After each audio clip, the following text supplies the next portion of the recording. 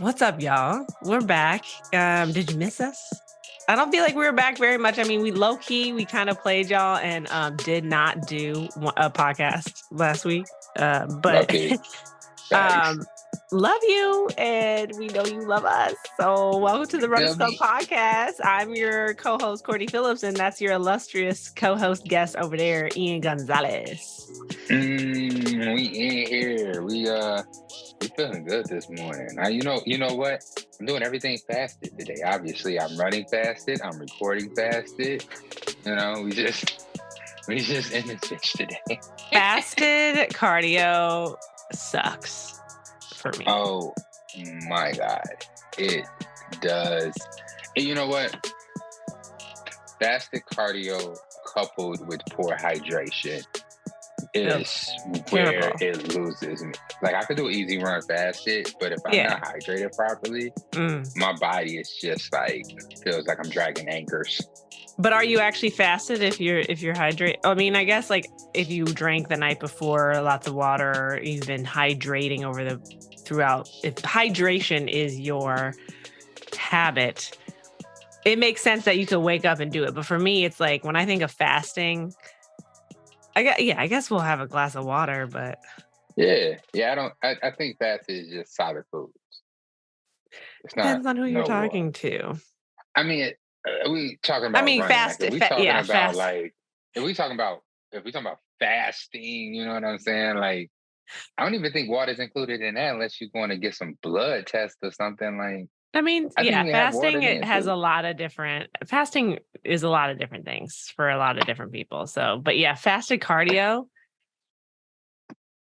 Oh, I'm like, what is that sound? And it's like rain. I'm like, dude, do you hear that? No. Oh my God, it's downpouring all of a sudden. So it does rain in LA. Up there with you. I was like, who is what?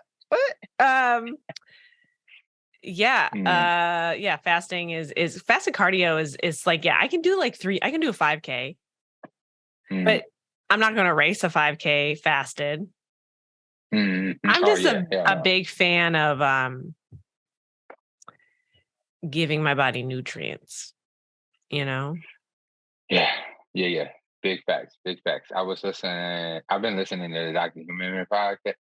Huberman podcast, and he has this, because I will mumble the fuck out of his name. There's too many buzz in there for me to be trying to enunciate all of it, right? And so he's been having like this series with this Dr. Galpin guy who's a trainer and doctor and studies all of these things, I guess.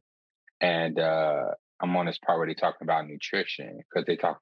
I mean, Courtney, like, honestly, it's an amazing series of stuff like that, from like recovery to like training load to like building endurance and all of these things. But I'm at this part where they're talking about nutrition and stuff like that. And I got this hydration tip. Babe, can you bring my ring? I kind of like feel weird not having it on. It's by the bed. It's on the bed. Yeah. Because he's spoken for it. He needs y'all to know, even on the YouTube channel. I talk on my hand and my hand's just waving. My hands look all naked. Ain't shitting on them hands. Right. Sorry for the interruption. But no, like they was talking about different ways, to gauge how you get in proper, like, base level hydration. And of course, one of them was the take your weight and divide it by 2 or something like that. And that's how many ounces throughout the day you should be hydrating. I don't even know how much I weigh. Do you have a scale in your home? No, but I know who has scales in their home. I mean, people do. I'm not shaming anyone about it. I'm just saying, like, I don't remember the last time I like consciously bought a scale and put it in my house. I don't think I've ever done that. Well, what is it? Is it even reliable? But I get it for the hydration. Continue. Sorry. Yeah, but no, like, that's a whole lot of conversation at the same time. But like, okay, but the method that Dr. Galpin uses that I really kind of fuck with, if we talking about building habits, which I think that's what Huberman is all about, is what do you call it? It's some strong ass masculine word that I really like. It's not programmed, protocols, right? I fucking love that word. I mean, it speaks to my inner manliness, like creating protocols for self, right? Yeah. And so it's like you take how much you weigh and divide it by 30. And that number is how many ounces you should be drinking roughly every 15 to 20 minutes. And not like gunning it down, but like, slowly sipping and ingesting. I think for me, I'm like roughly, I don't even know. Actually, let me pull up the calculator right now because I'm like roughly 225 pounds. That's usually where I'm floating around, right? I'm hoping I'm less, but well, it never seems that way when I step on the scale. I'm like, I float around like like 140. Right. Really? Okay. Mm-hmm. Like I've always been around like 135, 140. Yeah. 140 That's what I figured. But now though, I would say like I knew that back when I was like not working out. And so I have a lot more muscle now. So I wouldn't actually be surprised if I was actually like a solid 140. Yeah. And I always forget about your height because I feel like weight just looks different when you taller versus shorter.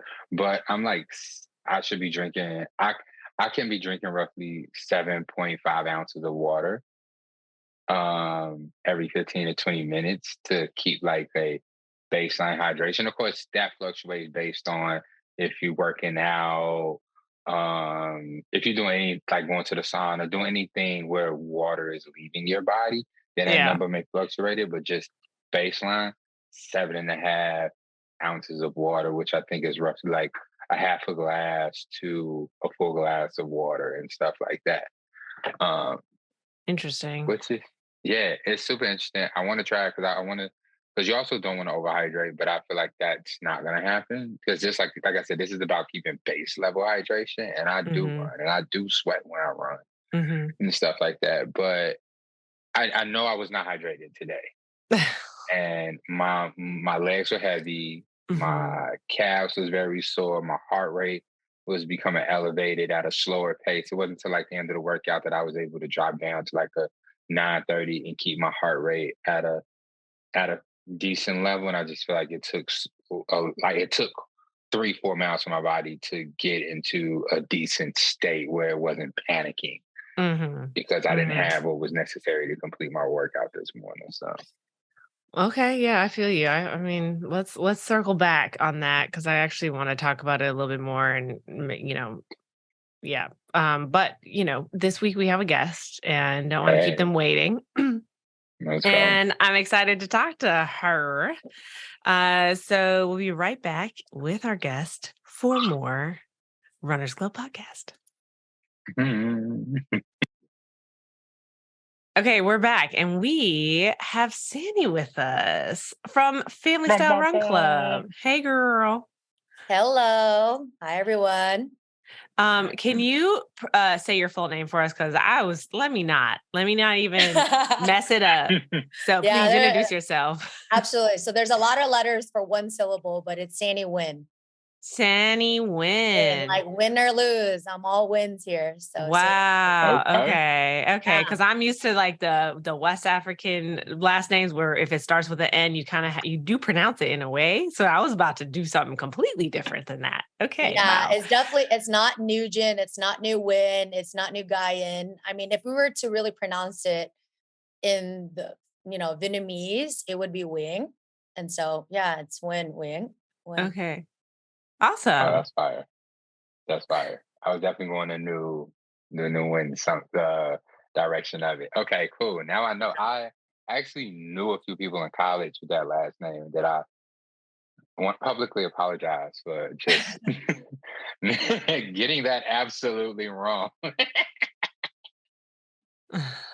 how are you feeling this day? Did we I know where you just came from, but were you able to get a run in prior to that?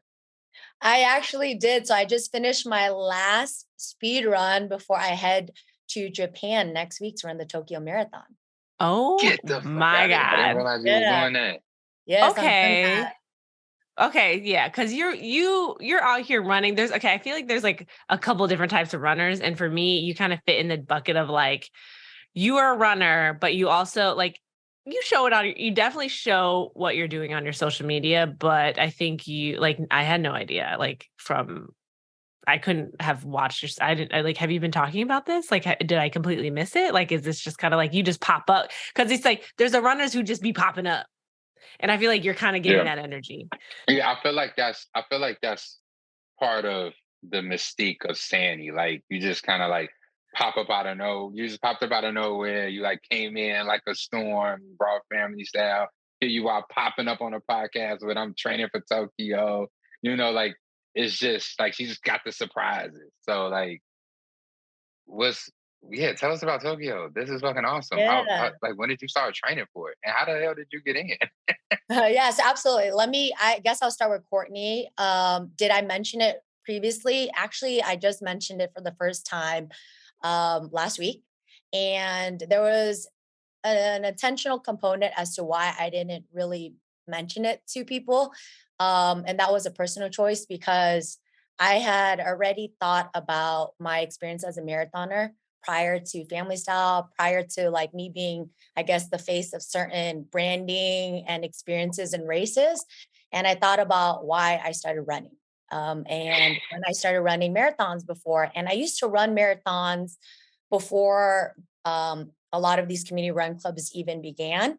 And I thought about what it took for me to run a marathon and what it took for me to train in a marathon. And that was a lot of independent runs. That was a lot of self training. That was a lot of myself just really training through marathons by myself. And then I've also had the opportunity to train for marathons in group settings, right? Definitely had chances to run with Gumbo Fit when they first started. And just running last year with a few other run clubs. And instead, what I decided was I'm just going to take myself back to the reason why I began running marathons. And I ran for myself. I ran it for self-discipline, mental health. And so I didn't share about it. I didn't share about it because I felt like I wasn't seeking people's support and encouragement, even though I know it's there. It's clearly Mm, there and it's prevalent there, but I wasn't trying to find people to give me reasons to run marathons. Mm-hmm. So I've been mm. actually training for the marathon pretty much myself. Doing all majority of my runs by myself. I posted my last long run, the last 20 miler last week, and that's when I actually made the announcement that I'm running. Yeah. The Tokyo Marathon was like, yo, you guys probably have seen me on Strava. You guys probably see me in the Nike Run Club app with all these miles, but why? And it's because I'm running the Tokyo Marathon. Mm-hmm. But I just felt like I needed to take myself back to my actual why. And so, yeah, so I am running the Tokyo Marathon and then moving on to Ian's whole perspective of myself and like just me throwing out there. Yeah, I got in, I'm very lucky. I got in through an invitation, private Mm-hmm. invitation through my network. And I was able to actually invite another friend in as part of my invitation. So I do actually have another friend That's who's the beautiful. marathon with me.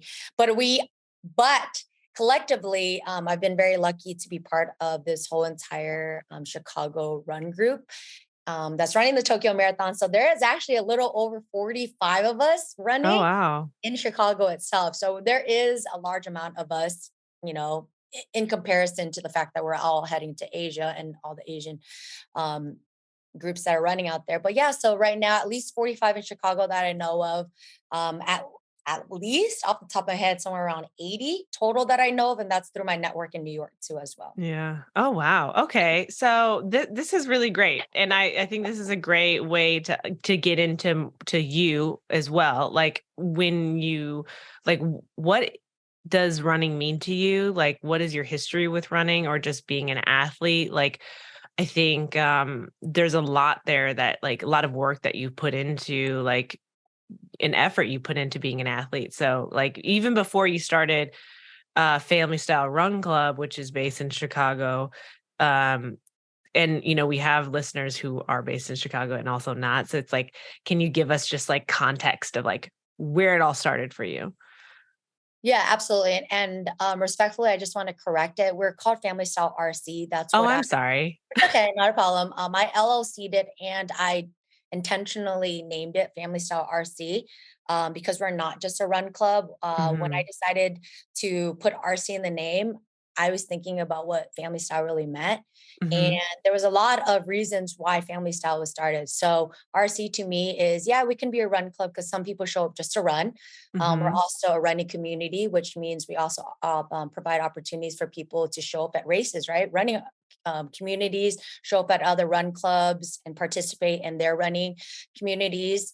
We're rooted in community because that's my historic background is I'm a community investor and builder. So I'm all about creating these spaces for individuals. And then we're very rich in culture because if you really know and understand Asian culture or Asian ethnicities and language, you'll just know that there is a multitude of us and we're just really not one race. And then, yeah, the RC also means right here in Chicago. We started right here in Chicago. So there is some background as to why we're called Family Style RC. What does the RC stand for? Yeah, so run club, running community right here in Chicago, richness and culture, rooted in community, Okay. all of that. So many things. Cool. All Yes. right. So then so then tell us about you and where you got started as an athlete. So I have been a lifelong athlete. I started playing soccer as early as 8 years old. That was the first time I got experience in sports besides my family. And I have to kind of move it back a little bit. So I come from a large family. I have 5 siblings. So Wow. 6 including myself. So we got a whole basketball team and a sub if we need one. But my father really understood the importance of health and wellness. And also, we were really poor. And so he was like, how can I get everybody together for very cheap? And that was through sports. So one soccer ball, two tennis rackets, one basketball, a pair of rollerblades that we would all try to squeeze our feet in, one male bike, Oh one my female bike. God. And that's it. We just fill it in. And now we got stuff to do every single weekend. Mm. And so when I got into soccer around 8 years old, that was through my own force. My father was putting my brothers, who I have a brother younger than me and a brother older than me, into soccer. And Mhm. that was his way of getting them to, stray away from other nonsense that was happening in the community and just focus on sports. And so I remember hitting up Big Five with them. And my dad is over here, fitting my brothers in soccer shoes. And I kept asking, like, why? Why can't I play? And he's like, you're a girl, you can't play. But on the weekends, I'm out here practicing with my brothers. We're all kicking soccer balls around, whatever. And Mhm. then just one day, my brother was playing, and I asked my dad, like, can I just at least go to his soccer practices with him? And my dad said, sure. Showed up to soccer practices. The coach asked me, do I play soccer? And I said, no, I'm not allowed to. And so he convinced my dad to put me into soccer. And I am the only one in my family who continue to play soccer till this day. So I still play Wow. recreational soccer. Aside from soccer, I played competitively in soccer, traveling. I played in club softball. I played in softball. In high school, I played soccer, softball, and volleyball. Mhm. And then I actually play on the USA's national team for Fireball Extreme Challenge, which is a new sport that started about 5 years ago. And we have traveled all over the world to compete in FXC. What is this called? Yeah, So what is it? yeah, so it's called Fireball Extreme Challenge, which kind of sounds kind of crazy, but I like Yeah. to kind of tell people it's this collective mix of Hot Pocket, Monkey in the Middle, um, and like freeze tag. And I can just throw it out real quick, but there's obviously two teams. You got this ball that's probably the size of like a softball, a little bit bigger than a softball, and you have to keep away from the other team. And the way you keep away from other teams is you got to toss it to your teammate. And every time your teammate catches the ball, that's 1 point. So you collect points as you toss it around, right? If the other team Whoa. if the other team intercepts it, now they can start collecting points. And how do you get it away? You jump up, you intercept it, you knock it out of their hands, but and then there's boundaries where if you step out of bounds, you're out of bounds. So this is There's a full contact sport. there's Bruh, a I there's just looked a this up on yes. YouTube. Yeah, it's a full contact sport. I've been playing it for 3 years. We didn't so I've been, we're heading all over the world. The sport is very, very popular in Mexico. So I've had the Okay. fortunate experience of being able to travel to Mexico 3 separate times to compete for Team USA.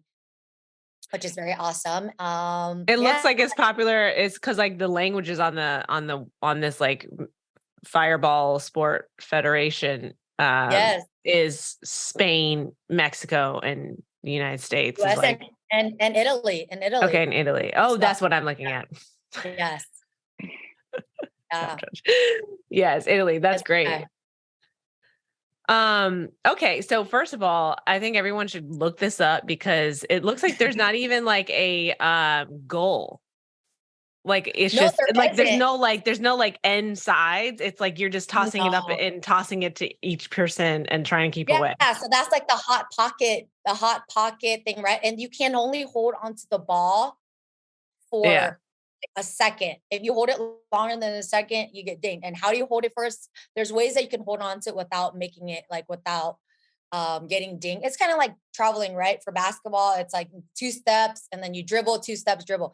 In this particular sport, in order to be able to manage to hold on to the ball long enough so that you can turn and see your teammate, you toss it in the air real quick, then you catch it. That's another opportunity for another second in your hand. And so it's a really quick Yeah. sport. I mean, it's probably the sport that could probably help you lose the most weight in a short amount of time because you just got to go so fast. The court is probably the size of like 2/3 of a basketball court. So imagine just running and just running away from the other team or running to your teammate fast enough that you can catch the ball. Lots of pivoting, changing of So much direction. pivoting, so much pivoting. I'm very fortunate I haven't torn an ACL there, but I have torn my ACL embarrassingly enough 3 times in the other sports that I've played. But I'm still here. I'm still out Oh here my running God. marathons and surviving. Okay, Yo, so that's amazing. So you're like a fucking that's all-American wild. athlete. Like, god damn. I wasn't expecting this resume.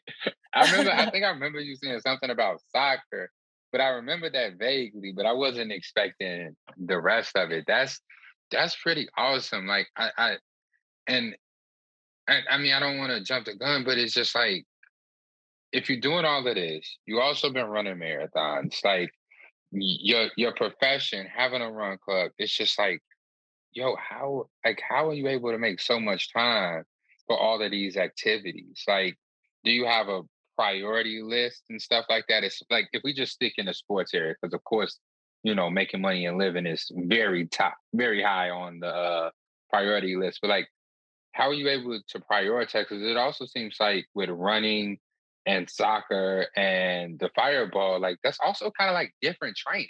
So how are you able to keep your body healthy and ready to perform at these different sports? Absolutely. So first off, I appreciate you even saying that stuff about me. That's why I just call myself a lifelong athlete. That is what I like to include as part of like the 5 things that represent me. And one of them is an athlete. I've been in that that characteristic about myself is intertwined into my profession in many ways too, because I have to be a team player, right? In my profession, I also have to learn to be a leader in my profession. I also have to learn to be a teammate, in the sense that either I pick up the slack or I got to contribute. So I think that when it comes to the stuff that I do as an athlete, it always bleeds into a lot of other stuff. Um, I I pocket the types of sports that I play based on seasons and based on feelings. And I like to say it that way because certain sports, like for example, being in Chicago, right? I'm not outdoors playing soccer through the winter because you Mhm. just can't. You just can't. Hmm. But at times, soccer to me is the only way I could feel the way I want to feel when it comes to expressing Mm, and getting over certain barriers or combating mental health. So I'll mm, play indoor soccer as my way right. of help getting me through winter seasonal depression. I honestly only like to run during the warm weather because I can only run outdoors. That's the only time I feel comfortable. I cannot do indoors. I cannot do not do treadmills. It's just not for me. Mhm. So Facts. running for me is a very seasonal thing. Me running the Tokyo Marathon and training during the winter, y'all have no Yeah. idea how hard this is for me. It's been very hard. I've never put on my shoes after the Chicago Marathon. As I literally pack it up in a box and I put it away. And so what I've been able to also do is really find what fuels me and what makes me feel good. And during the winter time, running on the lakefront is actually not fun for me. It's so cold and it doesn't look nice.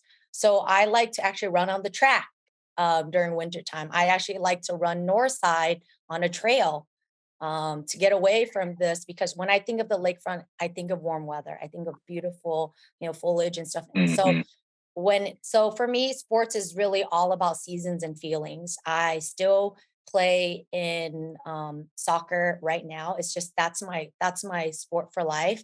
I play soccer every season I possibly can, but when it comes to running season, I take soccer away and then I focus on running. I play softball during the summer. I roller skate during the summer. I roller skate in my house. Um, I roller skate in my living room, and that's a feeling for me, right? So for me, I think about sports as a all around thing in my daily life, all the time.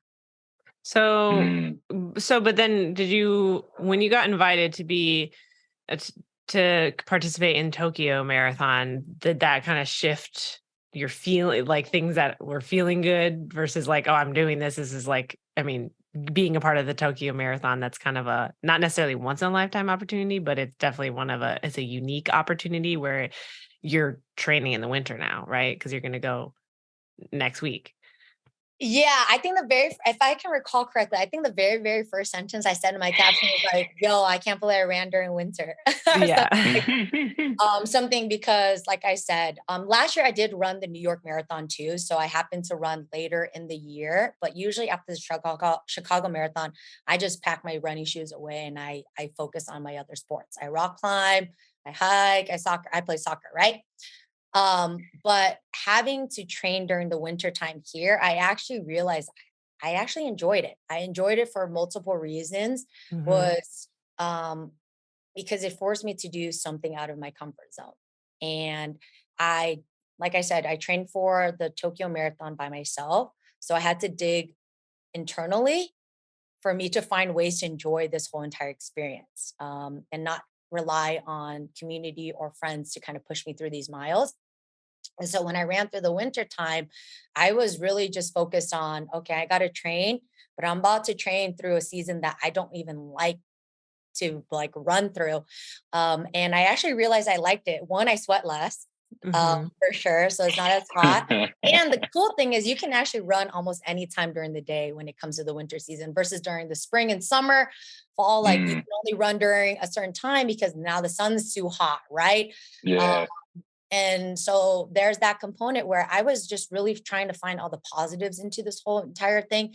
And it turned out that running, and a lot of people are going to feel me on this, is running is a very special sport where it can be a year-long sport. Not all sports. Yeah. I cannot be running on the soccer field all year round because we just can't with Chicago. But I Mhm. can run all year round if I wanted to. That was something that I learned, and it took me to have to run during winter time for me to understand and experience and really appreciate people out there running during winter. And it's true. And they say if you can run through winter, you can run through anything. I, Hmm. I really believe that. I Facts. really believe that. Hmm. Facts. Yeah. So wait, where did you do your 20 miler? You didn't do that on the track? No, I didn't do the 20 miles on the track. I did it through the lakefront. So I started off over at Garfield Park, I think it was, or McKinley. No, I started at McKinley Park to meet up with little Jenny. She was hosting a Valentine's run. And then from there, I Hmm. went all the way to Northside to Lakeview. Then I went back down to South Loop, and then I went home. So, yeah. Fire. Okay. Awesome. That's That's amazing. Like, I mean, I'm training for the speed project right now, and so I'm out here, been running through the winter, really not super consistently until like January, but even with that, like I don't have to put marathon miles on my body.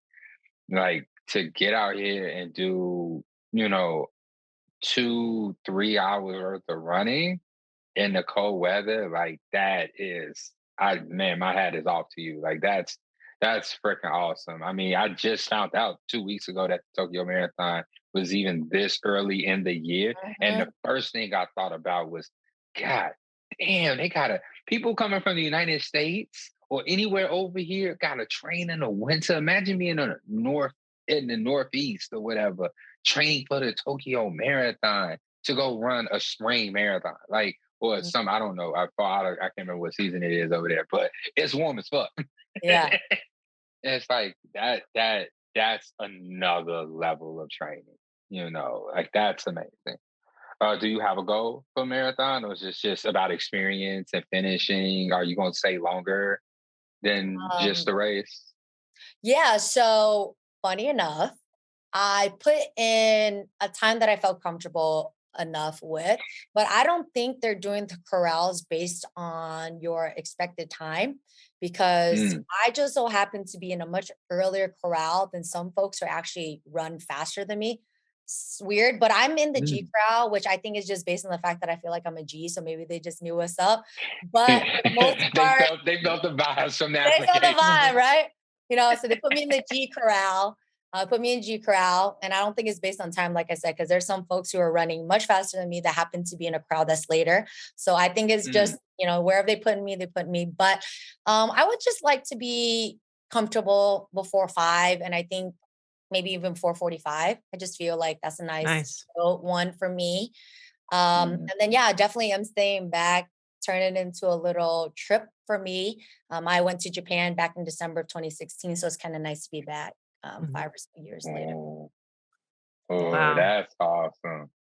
I want Yeah. to go. I'm trying to say Tokyo. I mean, the goal is to say Tokyo for my last one. I want to just be there for like a month after. I want to show up like a day before the race, run it, and just stay there for like 3, 4 weeks. I mean, that's like a dream trip for me.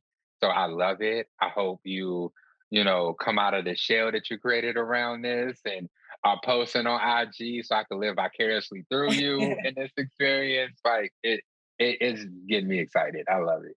Yeah. Thank you. Thank you. Yeah, I'm coming there with the ability to have 4 sleep nights there, right? Just to get acclimated to everything. I mean, they're a whole day ahead of us. So Mhm. that while we're sleeping, they're awake. So I'm going over there and then I'm staying back another 5 nights to just enjoy myself after too as well. Beautiful. Mm. So yeah, I guess, I mean, you said that you're an athlete, you are an athlete, you like the sports that you do is amazing. I'm like still shocked at the fact that you're like, yeah, I just started this new sport. So can you bring us a little closer to when you decided to start Family Style? Yeah, absolutely. Um, I mentioned earlier that I view myself as a community investor. And so when I decided to create Family Style and what that meant, that was me seeking community in a space that I have yet to find myself. Mhm. I'm from California, which if you're anyone's familiar with California, there is a lot of Asians there. Courtney, I know you live out there, so I'm pretty sure you Yeah. probably see that More there's a lot more Asians out there than there is in Chicago, right? yeah. And I think there's more Mm. Asians out here than there are Black people Yes, that potentially. is Yeah. true. That is It's actually true like, as yeah. well. That is very much so. So for me to come from a place where when I walked around, I actually didn't realize that I was the only Asian in Chicago. That is something that made me take a step back and really consider creating something like Family Style.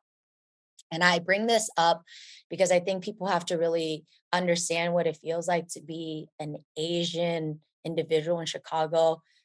Top that off with being a woman, and then topping that off with being an athlete. So when I talk about I am a minority in every retrospect of being an Asian woman athlete in Chicago, I do feel that way. Mm, Um, More often than not, I come into these health wellness spaces being the only one. And mhm, that has happened more often than not. And also I'm acutely aware of the fact that because I am this minority individual and I am at at some capacity a novelty, people like to say they're inclusive because they have me in that space. Because now that you got an Asian person in that space, you say you got all races represented, right? Right.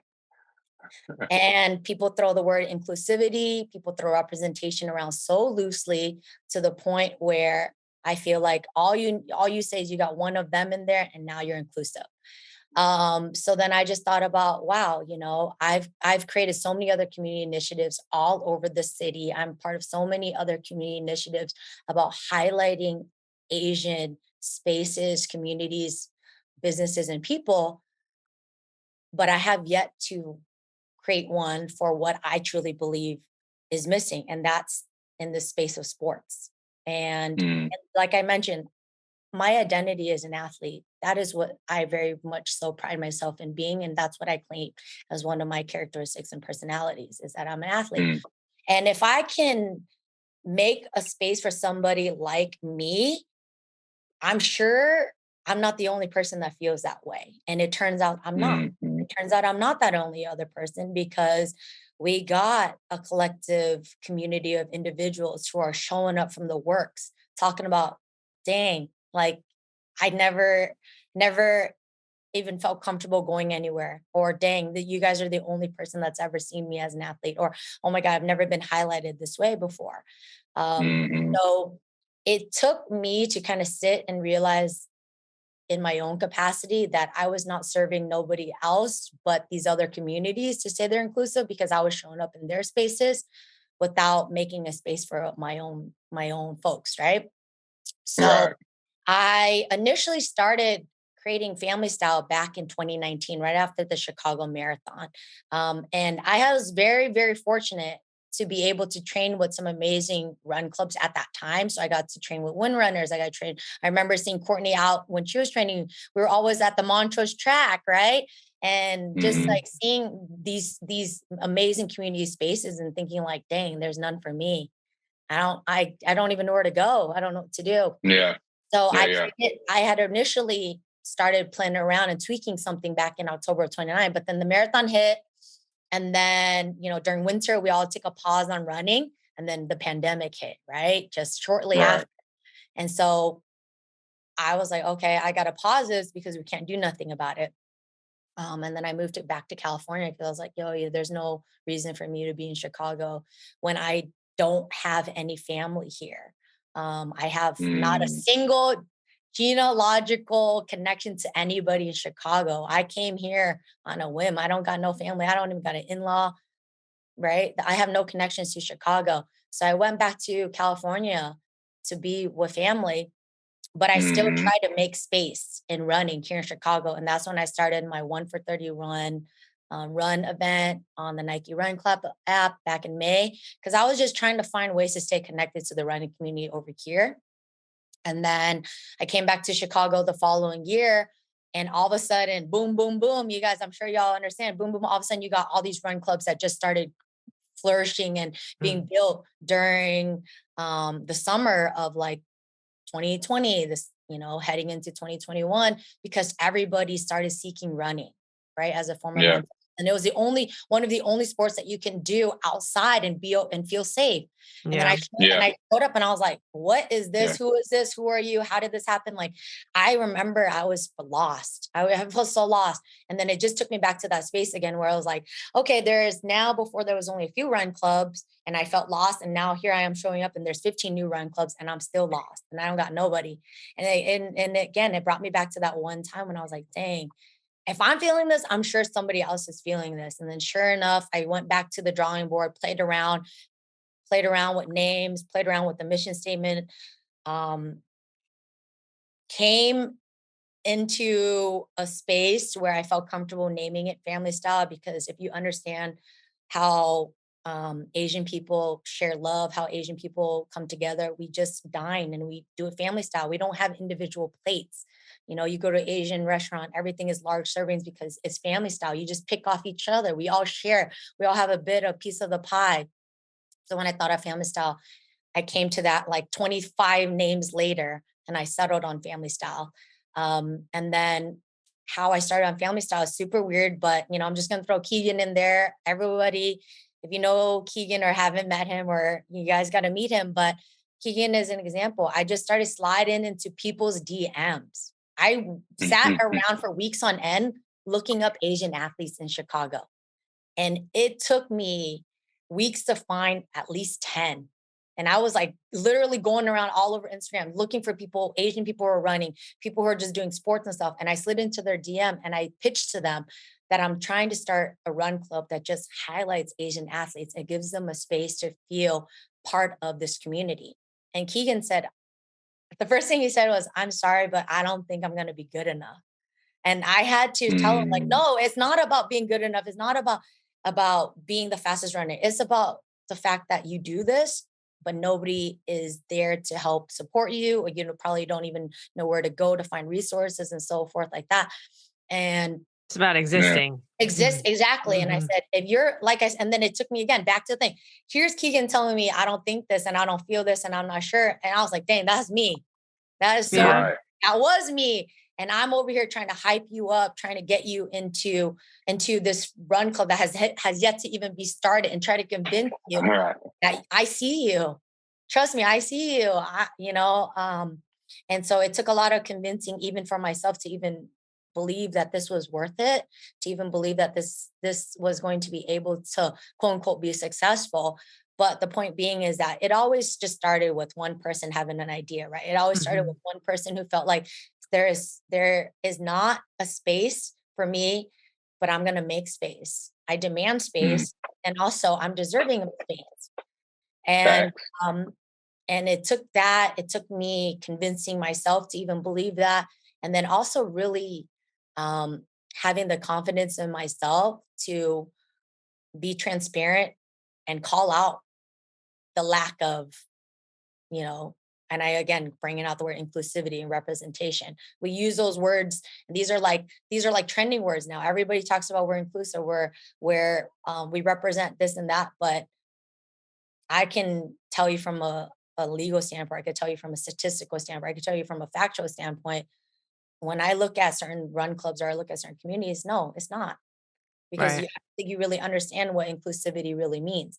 You can say you're inclusive because you open a run club that's open for all, and you say it's open for all, but you're located in a neighborhood that targets a specific racial group. You can say you're inclusive, but your whole entire leadership crew is one particular ethnic or racial group.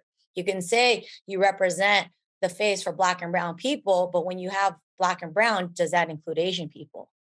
So those are questions that I always pose to myself. Those are questions that I pose when I think of what this run club means, and then what I wanted to do with this run club. And I saw spaces that needed to be filled, and I'm still trying to fill them for the community as well. Yeah, I mean, that's really powerful. So it sounds like when you started your run club, your intention was to first find the athletes to do your runs. Were you running on your own first? Because I know, like, and I mean, I feel like, don't let me speak for you, Ian, but I feel like when we started our run clubs, it was like, I'm running because I'm just going to invite my friends, similar to you, but also I didn't actually know any of you guys. I didn't know any of you guys. Actually, the only person I knew was Matthew. And like I've said many times, he quickly left when he realized I had friends that I had enough people to occupy my time. So, so what was that first step? Were you you were reaching out to people to then have the first run, or were you having your runs and reaching out to people simultaneously? Like, what was the method there? Were you trying to first see like if people would participate, or were you showing up and then just like posting about it and saying, come join? Because for me, just from my perspective, is like, I know I represent just my presence represents a certain type of person. So me showing up, people will see themselves reflected in me and want to join. So like, what was it like? I guess the chicken and egg for you. Yeah. So funny enough, and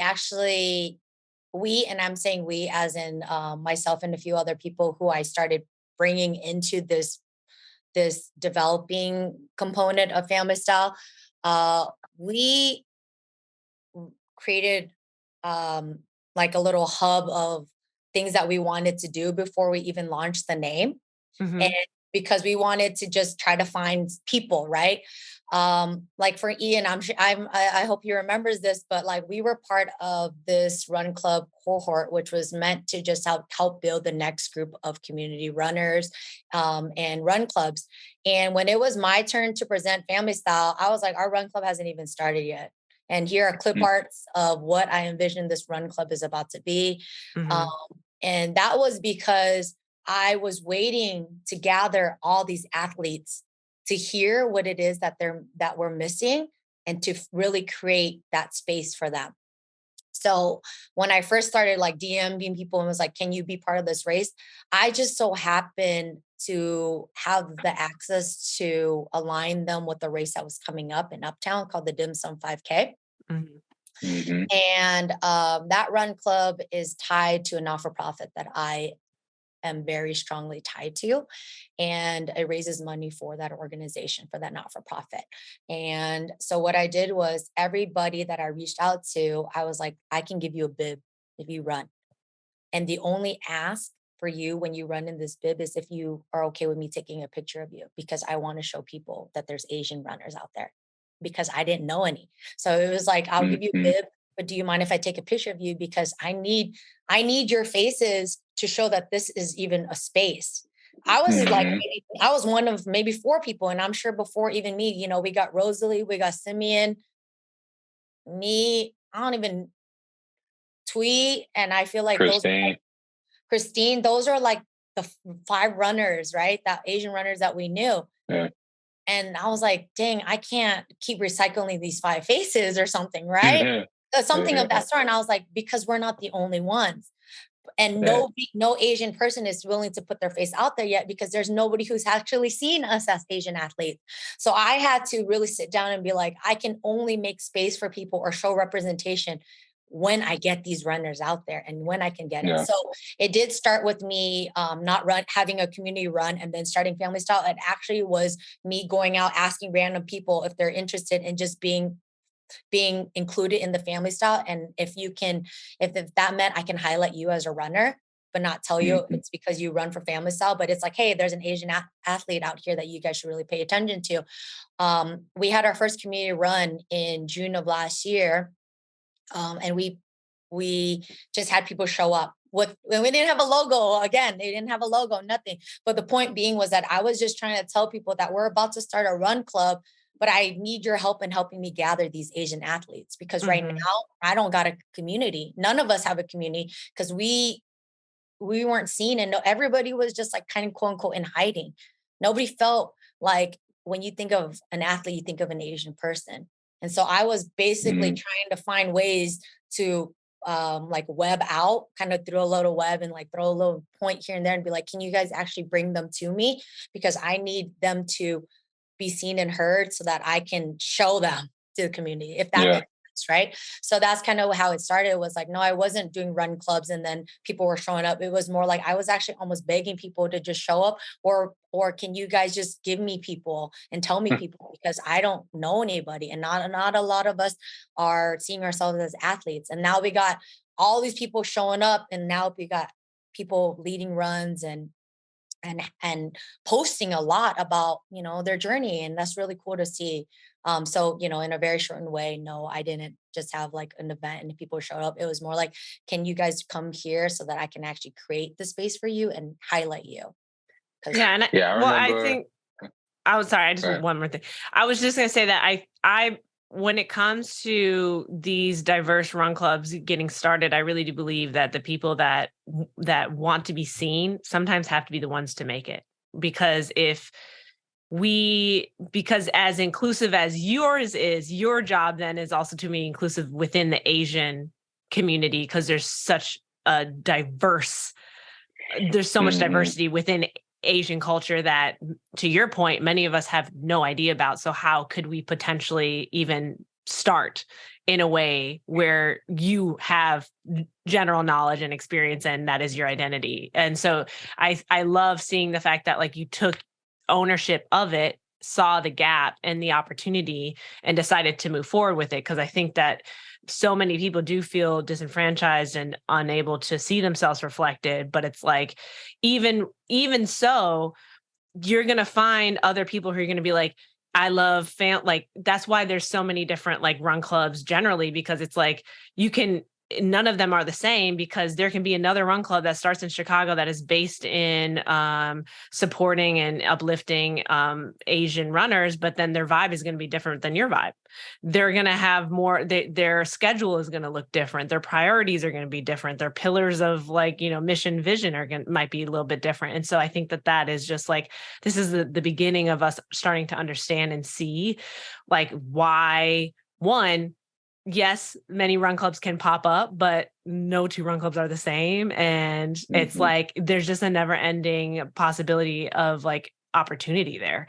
So I just wanted to at least just say that I'm glad that you push forward in it, even though, you were thinking about it for a couple of years. Yeah. I even to speak on what both of you guys said, like both of you all said, I mean, I can like listening to you talk about it now, Sany, here on a podcast, like takes me back to the incubator, because like the things you're saying here were real and true worries and concerns and frustrations that we was having in the incubator program. And like, like you said, you came with barely a name, no like like solid branding and stuff. And then your biggest concern is like, where am I gonna get runners from and stuff like that. So I mean, I love to hear that.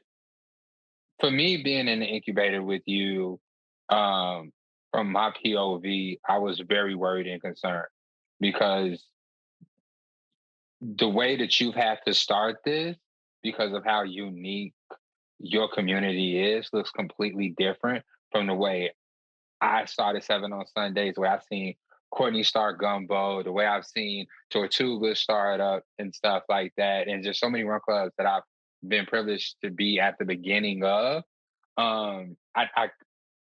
I even had a hard time helping you, because I feel like all of the information that I could give you would only come into play after it was just more than you out there running and stuff like that. I mean, even just two more runners be able to join you on a regular basis and stuff like that.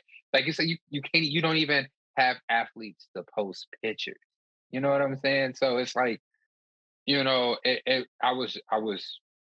I'm happy to see where it is now, but if I can just speak to how I was feeling in that moment, I was very worried that it would not get off the ground, because I was like, I also don't know where, like it wasn't until I was spending that personal time with you that I realized that I also only knew two, maybe three Asian runners.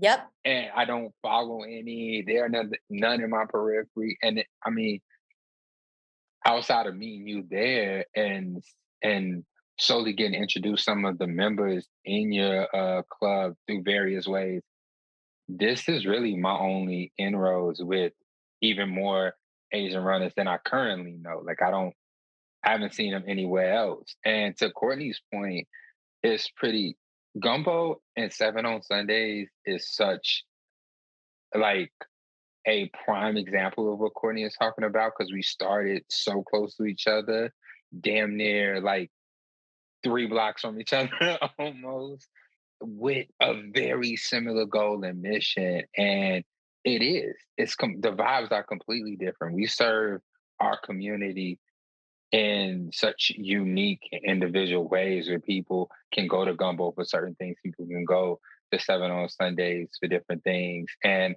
I feel like I see the same thing in Venados, Tortugas, and Viento. Like they serve that community in three individual ways with a similar mission.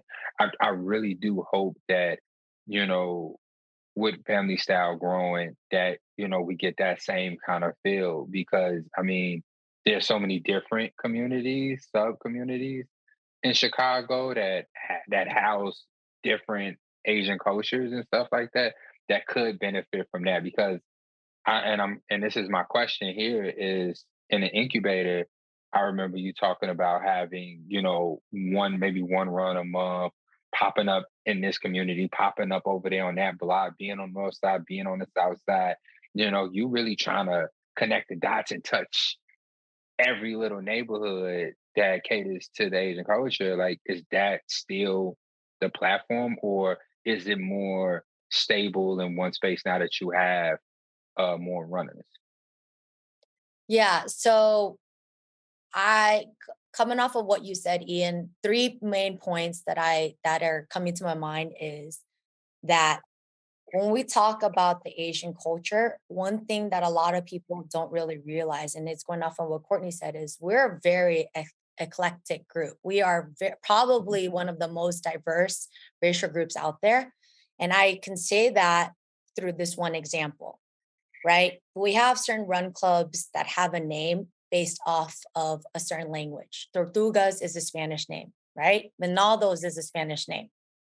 And it doesn't matter if you're Mexican, Puerto Rican, Colombian, Costa Rican, you're all going to know what Tortugas means. You're all going to know what Venados means. But when it comes to the Asian culture, there's not one language that we all understand. So I cannot have a run club that is a Vietnamese run club and everybody who's Asian, who's Japanese, Korean, whatever, they're going to know what that means. We all speak such different languages that we cannot communicate with each other than in English, which is makes it such a weird dichotomy because we have to speak English to each other, but we're all this Asian race, right?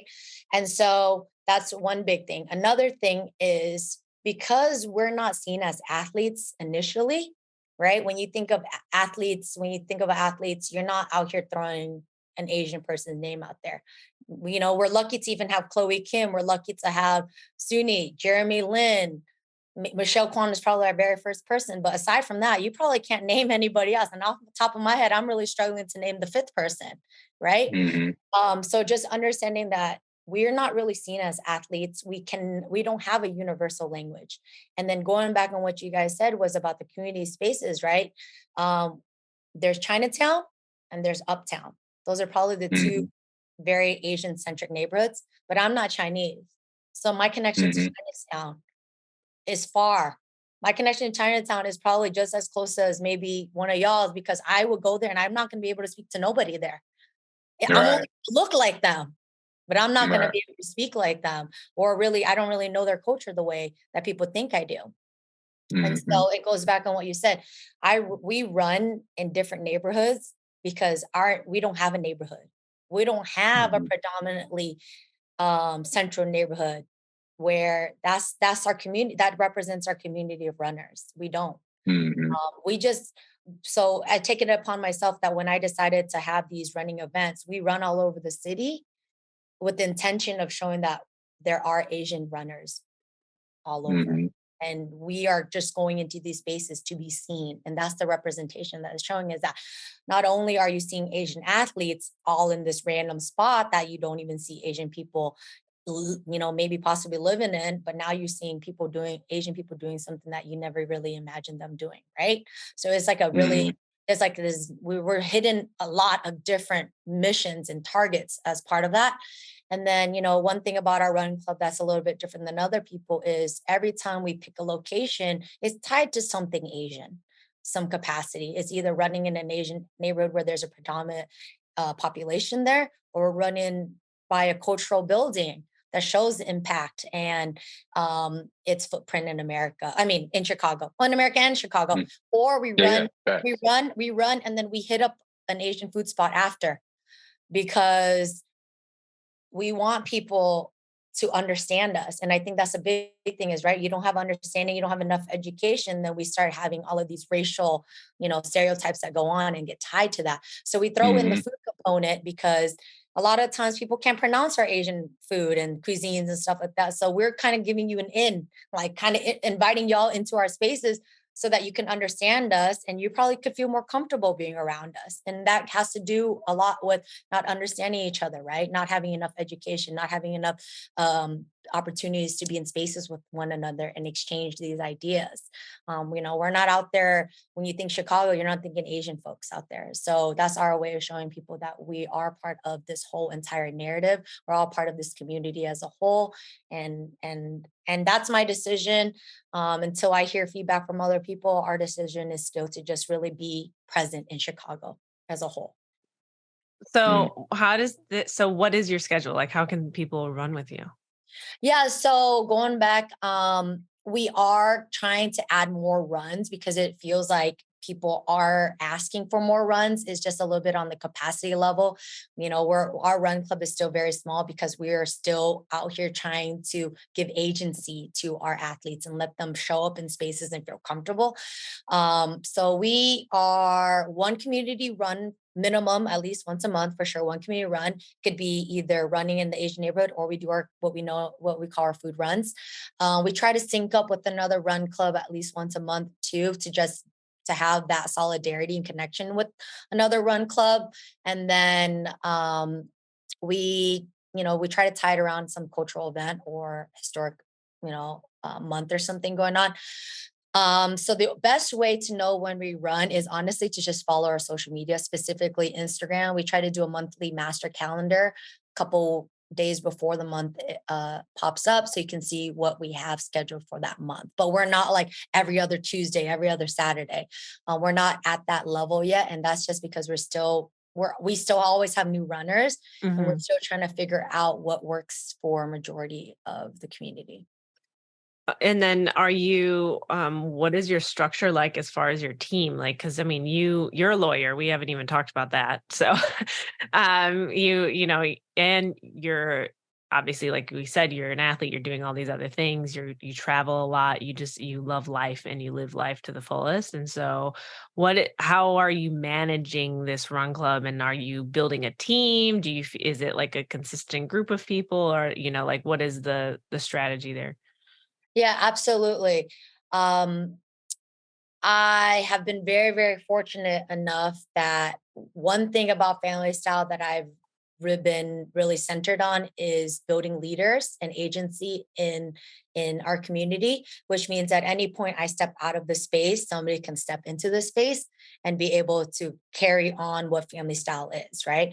And I'm doing that kind of like more of like, I don't want to say helicopter point of view, but I'm no longer out in the trenches making the dates. I'm not here in the trenches making the routes. I'm not picking up, I'm trying to just give people more of a generalization. And then I do have a group of leaders who are actually a mix of athletes, non-athletes, Asian, non-Asian, who are all part of the family style lead group right now, who are taking on dates and runs and creating events.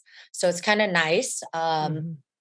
Going off of what Gumblefit just did last week, we're going to be hosting our own little leadership summit community building together very soon. And hopefully that we can figure out what we're going to do, what our plan for the rest of 2023 is, which is very nice too as well. And yeah, I mean, the lawyer part, I think that's kind of what is very special about family style, or being able to have the success that it has, is because I'm coming from coming from a profession that is like very fact based, or coming from like a profession that is like very tedious and like meticulous about words and meanings and stuff. So we're always just making sure that everything we put forward, or the things that we do, there's like, we can stand behind it and explain why we did what we did.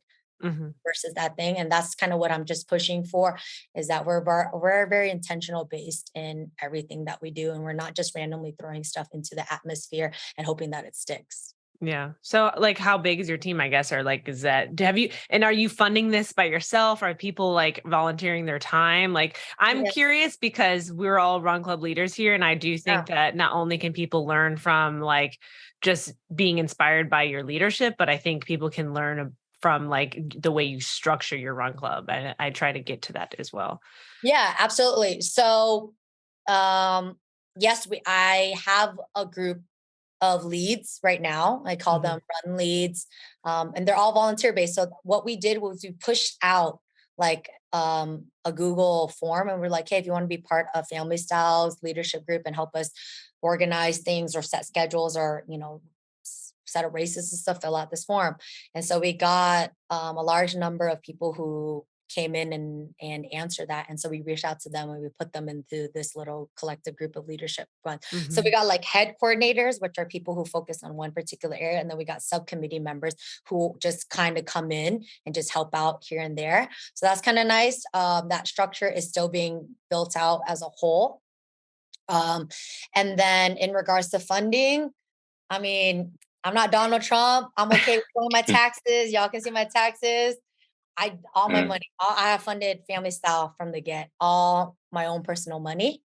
And I don't think people really realize how expensive it can be to fund a run club. I think people just all of a sudden you just show up and you just make these run clubs and people show up. But if you want to have what it is that you want to have, it does cost money. And time is also money. I don't think people realize time is also money. When I go and focus on Family Style, I take away from the opportunity to make money elsewhere. Right? I lose out on. And I also like to distinctively say that Sany Nguyen is not Family Style. Sany Delight is not Family Style, but Sany Delight has funded Family Style, through the brands and partnerships that I've created.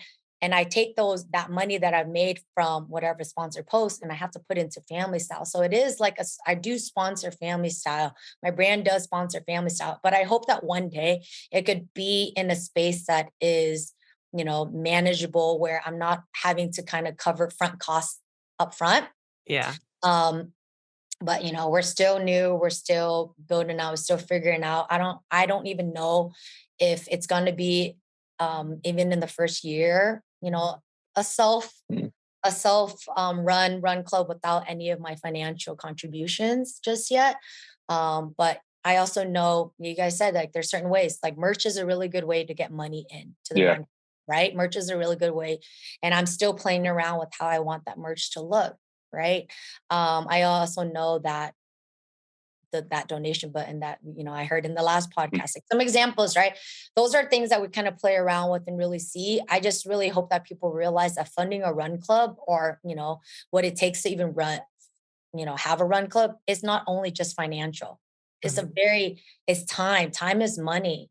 And you lose out on money when you go and you focus on things like this, because now you can't do X, Y, and Z. So I just know that my contributions to Family Style go beyond monetary. It also goes on time and my professionalism, right? Like all the stuff that I've been able to build with Family Style comes from being a lawyer. And my hourly rate anywhere else is not cheap, but Family Style is $99. You know what I mean? So I think just throwing that out there is like, it's so much more than just a monetary thing. But yeah, we have throwing it out in the universe, manifesting it, but being able to just get picked up on other brands and really brands who really understand our mission or really see the importance of including Asians into the narrative and understanding what it means to be an athlete from an Asian perspective and really pulling us in to really represent that inclusivity and hopefully, be a brand partnership, be an ambassador. Those are things that we hope one day we can get to as well. And that would really help fund our mission. Ian, I know I have lots of questions. I have one other question just about, because you said that you touched on the fact that, run clubs of color who are examples of diversity and represent diversity, you're saying can do a better job of including Asian runners. And so, I mean, Gumbo Fit, that's me. Like that's 7 on Sundays. That's like a lot of the run clubs that we speak to and we prioritize talking to. So I guess with this conversation and topic that you've brought up, how do you suggest we support the Asian community better? I think that there are a few ways, and this is just coming off the top of my head, because I am in a lot of DEI spaces, and being in DEI spaces, one thing that we always talk about is leadership, right? You can't say you're inclusive or you can't say that there's diversity in your spaces, but from when you're looking at the leadership perspective, there's none there. And so it's really looking to individuals who can make decisions for your run club that is from the perspective of that community, right? So if Gumbo Fit is saying, May is coming and we want to highlight our Asian brothers and sisters in the run club, what does that mean? And how can we highlight them during AAPI Heritage Month? Is it just putting up their faces and saying, these are some Asian runners in Gumbo Fit? And, thank you or maybe asking somebody to pull up and I don't want to say contract because it's not paid, but bringing one of us in and being like, hey, what is a way that we can really highlight you guys?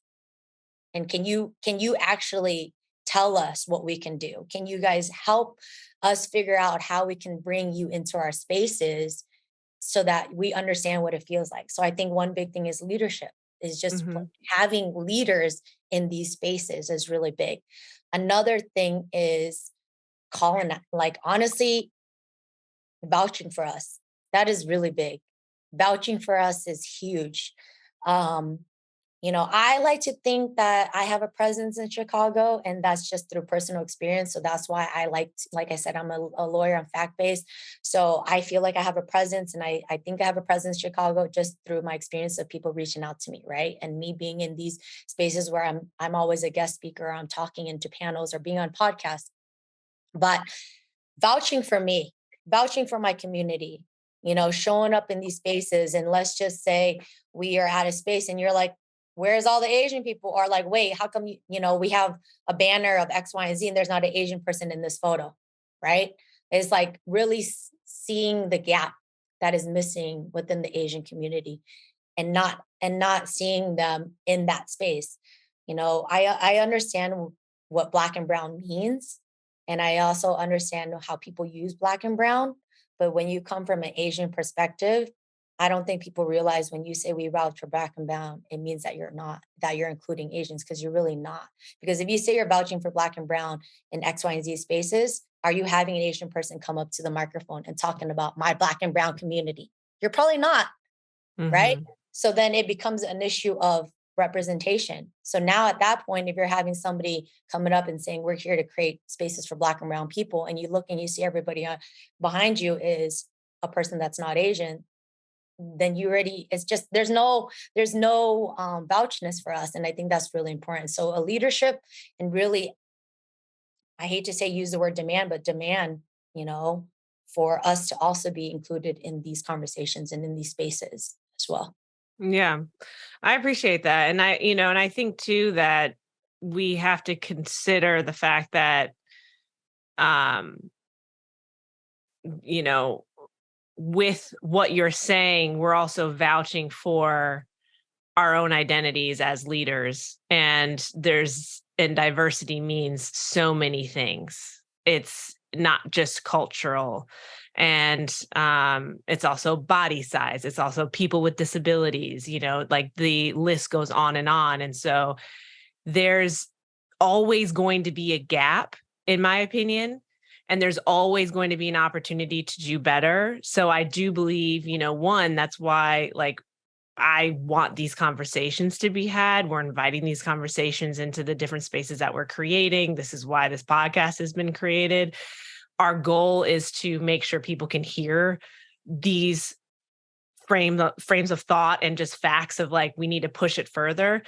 We are also starting from a certain point where there weren't even run clubs of color, period, for a very long time. So it's there's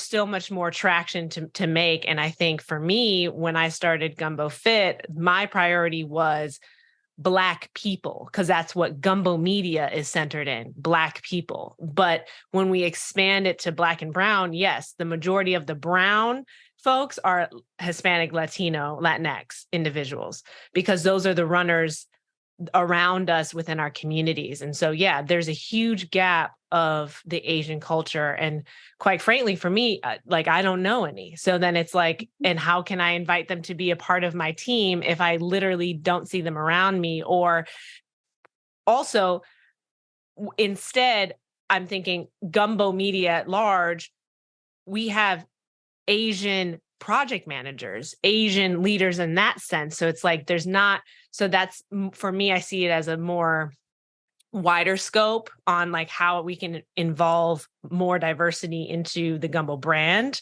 Even if you're not going to be seeing it all in all aspects, it's still there. But as far as running goes, yeah, like I think specifically in Chicago too, there's just a huge gap there. Like, it's like, how can you be inclusive of a group that is not really, it's like, I don't live in that culture. And I'm also very much still dealing with all of the things that are happening within the Black culture. So it's difficult for me to take on that responsibility outside of something that I would be starting at not just zero, but like negatives as far as like, I completely understand progress. So yeah, I think, but this is still really important to hear because at the end of the day, when there's an opportunity to be more inclusive, that is my goal. My goal is also to have someone, people with disabilities on our team and on our leadership crew. So I think like there's a lot, I think, within running that is yet to be explored. And it starts with these conversations. And I hope that at least with our interactions, that although you've obviously expressed that you weren't feeling as included or you didn't feel like you had your space, I'm happy though that like you and I, that we're still like cool. We're all part of the running community. It's not like there's bad feelings. It's just you can still show up somewhere and feel like there's no one here that's reflecting me. It doesn't mean that you don't like what they're doing. It's just simply like, I wish I had people around me that reflected me and it was a community that was similar to this. Cause I don't feel that same sense of like I don't feel as in as they do. Like if that makes sense, like you're creating your own sense of like your own in crowd of like Asian culture within running. It's that safety, right? Yeah. It's understanding. That's really important.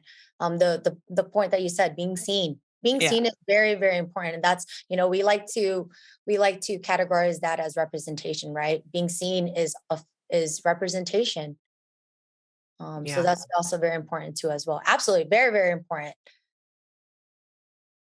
Ian, did you have any thoughts as we wrap things up? I don't know. I'm digesting a lot of it. I mean, even just what Sany said, I know when you mentioning Black and brown, when I mention it, I am talking about Black and Hispanic people. So, I mean, I think it's only here recently I feel like between you saying it verbatim right here that Asian people, and I don't know if he was saying it, but this is how I'm perceiving it, is that the Asian community should be included in the brown or the Black and brown. Like it should be lumped in with that, not just African Americans and Hispanics and stuff. It should be African Americans, Hispanics, and Asian communities in that under that Black and brown umbrella and stuff like that. Like hearing that from you today at 33, meeting runner like Simi and that, I looked at as definitely probably mixed, but definitely as a Black man up until like I heard his story going into Boston of last year, about his Polynesian roots and things like that. Yeah. Like, like I'm at a point right now where I am also trying to work that into my psyche while what I don't even know how to say this 'cause I'm like processing it right now, but like growing up in the media, whether it's movies, TV shows, news, and everything, like it's been given to me that the Asian community was not just physically different, but just also like wanted to be separate, did not want to be lumped in with Black people and Hispanic people and stuff like that. And so right now, having peers and having interpersonal relationships with people from that community and hearing them consider themselves as brown, as in the same place and stuff like that is, I don't know, for the lack of a better term, a bit of a culture shock, but also exciting in a way, because like I think it does break down the barriers and open more opportunity for us to commingle, get to know more about each other on a more intimate level, and see our similarities more than our differences and stuff like that. But it is like, oh wow, like I didn't know that you wanted to be included. Like I didn't Yeah. know you wanted to be here with me. And I don't know how to process it and express my feelings. So I'm gonna stop talking before I say something politically incorrect or something. But it's it has piqued my interest, and I want to have more of a dialogue in that vein to kind of understand, like, is one, is black and brown more than just black and Hispanic, and then also how do I include how do I include the Asian community in my lexicon when I'm talking about that, when I'm driving those points home with the brands that I'm talking to, the people in place. It's like, how do I remember to include that part and Yeah. stuff like that? And I think it's through these conversations. I feel like the point of you making the point that you made, Ian, kind of just like put a light bulb off in my head, because that's exactly how I've like considered it too, where it's like I didn't even realize like Asian folks wanted to be around Black folks like that. I really was like, and that's fine. Like it is what it is. Like I was just kind of like, like culturally, stereotypically, we've been put in very different buckets. Mm-hmm. And so I felt that I've needed to put more attention and care and like to the Black and Latinx Hispanic communities, because quite frankly, the buckets that we've been put in have been a little bit more shitty. And Yeah. that takes a lot of more attention, but it doesn't mean that we need to completely forget that, the Asian culture is also a part of the greater categorization of Black and brown. Yeah, Yeah. absolutely. I mean, I know this podcast is mostly, we're talking about sports and running. And like I said, I come from a background of as a not-for-profit community builder. So I'm always thinking about equity. And then I'm also a DEI Yeah. specialist, right? So I focus on diversity, equity, and inclusion. So I have that background and I understand exactly where you're both coming from. And, we don't get to leave our appearance. We're always going to Mm-hmm. walk around. I'm always going to walk around as an Asian woman, right? Mm-hmm. Ian's always going to walk around, with this, two cultural identities, but he's going to maybe be always categorized in one just because of the way we look. And Yeah. so it's also realizing that I look this way and society has put me into this bubble closer to the Caucasian, component. But reality Yeah, is that's the behind, stereotype. behind closed doors, American culture to me is Black culture. I listen to, majority of the music I listen to is through Black artists. I don't even listen to Vietnamese music because I can't connect to it because I was born and raised in America. But we don't see things like that. I don't think people understand how many similarities we have with one another because we always tend to look at the very first thing we see, which is our physical appearance. But if we were to really Mm-hmm. sit down and have these conversations, I'm pretty sure we're going to have a lot of similarities and interests with one another. But it just so happens that we've been boxed into these places that have put a detriment into our ability to be one cohesive community. And Yeah. that's really, really Yeah. unfortunate. Yeah. So that's part of why Family Style means so much more to me, because before I even built Family Style, I had already built all these other community initiatives on highlighting Asian individuals because I felt like it's so important that people really need for people to understand us, to even accept us, and to Yeah. break through all these stereotypes, because all these stereotypes are really just all it is detrimental shit to us. And it's not really doing nothing good, but other, than pinning us one against each other. Exactly what Courtney said. And so I think it's really, really important for people to understand that when we talk about, placement in communities, we have to really think that community, there's subcommunity communities, there's greater communities, and then there's the greater good. Right. And what is our intention of what we mean when we say we build community? Because Family Style has like 10 communities in there in itself. Yeah. Of an overarching Yeah. community, right? So it's like I would like to connect with Gumbo Fit on this one part of the community component. Mhm. And then I can connect with 7-on-7 on this part of the community. And then we got this overarching community, right? So I think people really have to really understand the definition of community is just not in our sense, family stuff is not an Asian community.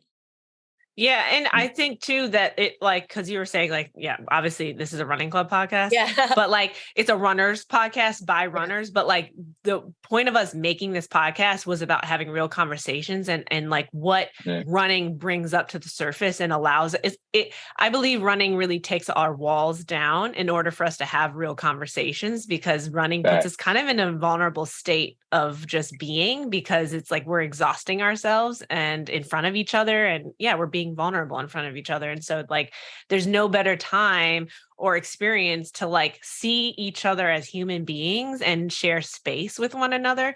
And that's why, yeah, it is about running, but it's also not about running. And that's like, for me, generally running. Like it's never just running. And this is why these conversations are a part of the greater, like, theme here, because we're human beings and we're trying to be better. Running makes us better. And so like, and then when you're becoming a better person, how does that also ripple into these literal topics? Like, it's like, because what I've just soaked in here is going to now affect the way that I interact with the world. Like I'm changed. Yeah. I'm enlightened. Yeah. I also like this because like it just fits so well in this vein of like I'm like in this watch party watching the 1619 Project and stuff like that. And I mean like even listening to you, Sany, you used the word race a couple of times. I think even this conversation about Black and brown, including Asian, like all it is us just working in this like this racist system. And even with those like boxes, because at the end of the day, like you said, like race is an American made up thing, like it was made up here.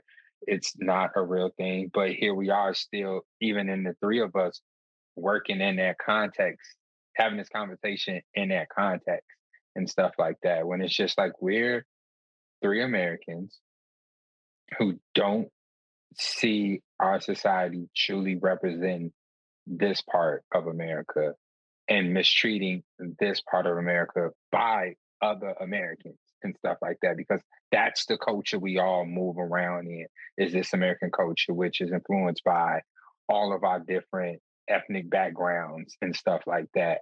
And I mean, it's for me, this is really, really where I am in my personal non-running life, is just opening my eyes, soaking in information. I mean, I'm about to marry a Black Panther basically and stuff like that. So we having these conversations on a regular basis, but that like just to piggyback what Courtney saying, I think it's a good way to tie this into a bow. Like it is eye opening, and running gives us the opportunity to connect in ways we wouldn't normally do. My relationship with Asian people for the Asian community for most of my life has been completely transactional, completely within the space of the service industry, whether it's shopping, food, or anything like that. It's I can only outside of running, I can only point to one or two times where I've had like uh seemingly close relationships with an Asian person, whether it's summer camp or some school situation and stuff like that. And I was hyper temporary, but having relationships with Semi and having relationships with Rosalie, developing a relationship with you blown my mind, has blown my mind wide open to the different experiences that sit within just this umbrella term that I've known for my entire life. And it's pretty awesome. And I thank you. And I appreciate the community that you build in.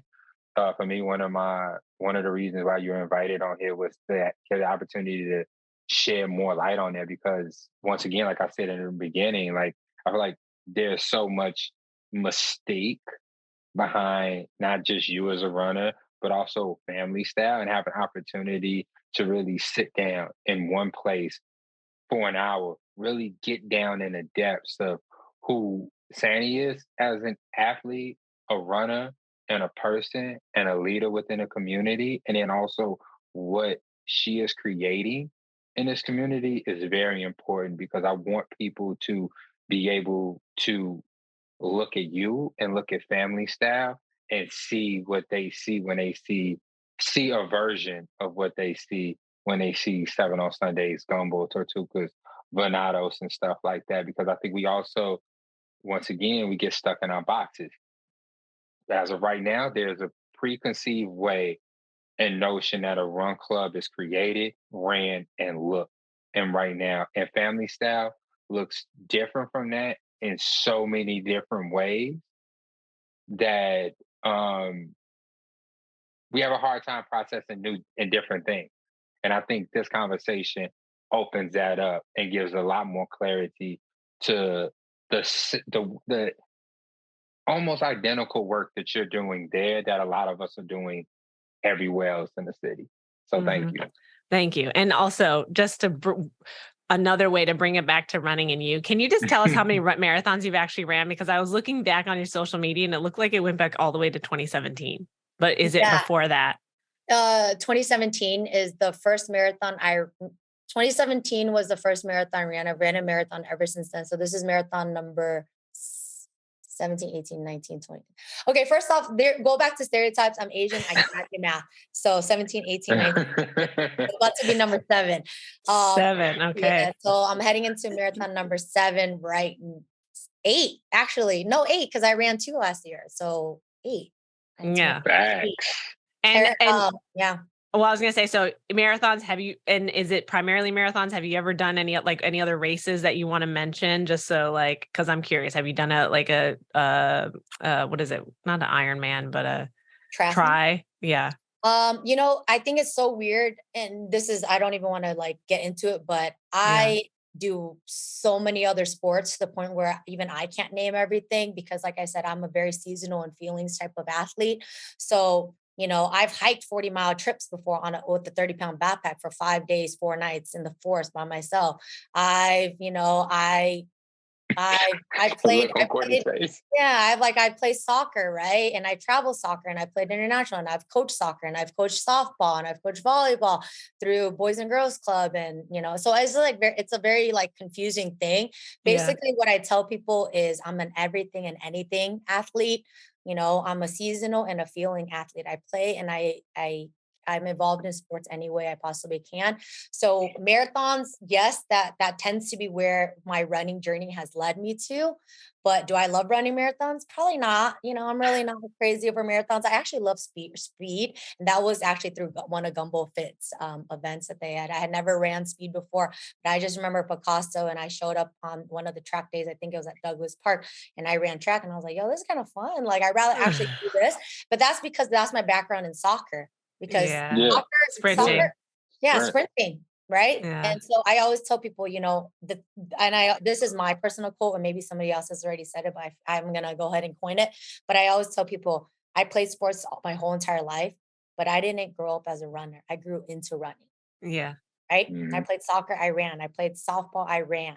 But am I a runner at that time? No, I didn't. And that's the beauty of running is you can age into this sport at a time when you think that your prime years are your younger years, but reality is your years might be your best years. Yep. So I think for me, marathons just happen to be where my running journey has taken me. I ran the half last year. I ran the Shamrock Shuffle for the very first time ever last year too, as well. But for me, I think it just so happens that I've fallen into marathons, and because I do so many other sports, that marathon is just that long elongated sport day for me. But I am competing in my first triathlon this year. Ooh. Something different. There we go. Thank you for sharing that because I bet you was trying to keep it on the low. I bet you. Yeah. And then I am hoping to do the Lakeshore 50K, which is a 30-miler, right? I think it's a 30-miler. Yeah. Okay, ultra. So I think it's a little bit different for me. I'm trying to steer away from just running marathons because for me personally, before I even thought about running a marathon, I had a bucket list goals of other running things I wanted to do, and I never got to it. And being a triathlete is actually one of them. Being able to participate in a cycling competition, I didn't get to do it, right? So I'm kind of going back to my just personal sports goals, now that I feel like I've been able to like been fortunate enough to experience all of these long races. And I just so happened to take on the Tokyo one because it is, to me, it is a once in a lifetime opportunity. I don't know the next time I'm going to do it. I don't know how long these knees are going to be able to keep me going for 26 miles. So I'm just going to take what I know I can and then kind of fall back into the other things that I really am still passionate about that I haven't gotten to doing just yet. Love it. What Yeah. a perfect way to end. Thank you so much for joining us, Sany, for just shedding your light and experience and just like your perspective. And like I said, yeah, like I've learned a lot from this conversation, and I'm really looking forward to just seeing the way Family Style grows, all that you do, and learning more about like not only you, but your team, and just more about your passions. Cause like, yeah, there's so many. Yeah. Thanks. Shout out to you. Thank you. Thank you so much. And I really appreciate y'all giving me just the space to be on here. And I know that I'm just like one of many other people who can really benefit from this conversation, and also just having the space to even speak upon this. It's really nice to know that there are a lot of people who understand that we need spaces like this. So I really appreciate you all, like even considering me as that person to speak about, about this topic. Yeah. How can people find you on social media? So they can find Family Style mostly on Instagram because that's where our largest like following is, and that's Family Style RC. Mm-hmm. And if anybody is inclined to follow me, I'm at Sany.delight, SANY.delight. My parents named me after being born in San Diego. At that time, they was pronouncing it San Diego. And I just kind of played off on San Diego, Sany, San Diego, Sunny Delight, Sany Delight. Mm-hmm. So That's cute. homage to I that. love it. So. Love it. Okay. Well, have a great rest of your day. Yeah, thank you. Thank you so much. You all have a great rest of your week too as well. Yeah.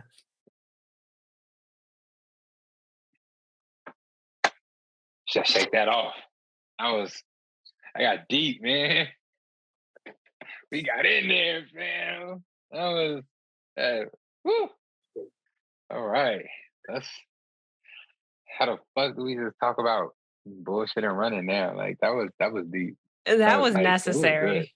Yeah, that was like, you always have an idea or a thought of what you think a conversation's going to be like or look like. But that was really great. And it was just really insightful. And I'm just the whole time, I'm just like, if my mind is blowing, I'm sure other people's minds is blowing when they listen to this. Yeah. And it's not like it. Mm-hmm. I was gonna say Sany has a very, very commanding presence, and so like it was dope to have her on to talk about just all of it. I mean, we was talking about Family Style and running, but the conversation definitely went somewhere else, and I fucking appreciate it. Yeah. But I also need time to process it, so I don't want to talk about it too much right now. There's a lot. But it was fun. I don't know. Let's talk about something light before we get off. Let's talk about something light. Yeah. I mean, I don't know. It probably doesn't even come off the same way to some of our listeners. I don't know if it's. Like I said, I know I'm just in a heightened sense because of the things the content that I'm consuming. Yeah. But also as a leader, you know what I'm saying? Like as a run club leader in a space where my mission is to create more accessibility. That's what 7 on Sunday is about. My podcast, my store is about creating more access to the sport of running. So I feel like, just speaking for myself, I know the tail end of that conversation just hit a little different from me because it's like, oh, I need to incorporate this new information into my action plan, into my mission, into how I'm maneuvering through these spaces and stuff like that. Yeah. Like I don't know I don't sit around and gauge what my level of influence and power is in this running space and stuff like that. But I do recognize the people that I get to speak to and interact with and who listen to what I have to say do have a lot of power and influence and stuff like that. So I want to make sure that the conversation I'm having is truly fulfilling the mission that I have. And she just shone another light on to something I need to consider when I'm having these conversations. Yeah, and I think that is exactly why it's hitting us so hard, like you're saying, is that like Yeah. yes, we are podcasts, we host this podcast and everything, but it's like we're actually like fellow run club leaders. Fellow community leaders. So it is one thing to take it in and be like, yeah, of course, the Asian community is part of Black. You're like, if you're just like a listener and you're a runner and it's like obvious to you, but then it's like, if you are if you put yourselves in our shoes where it's like, I'm a Black woman, you are a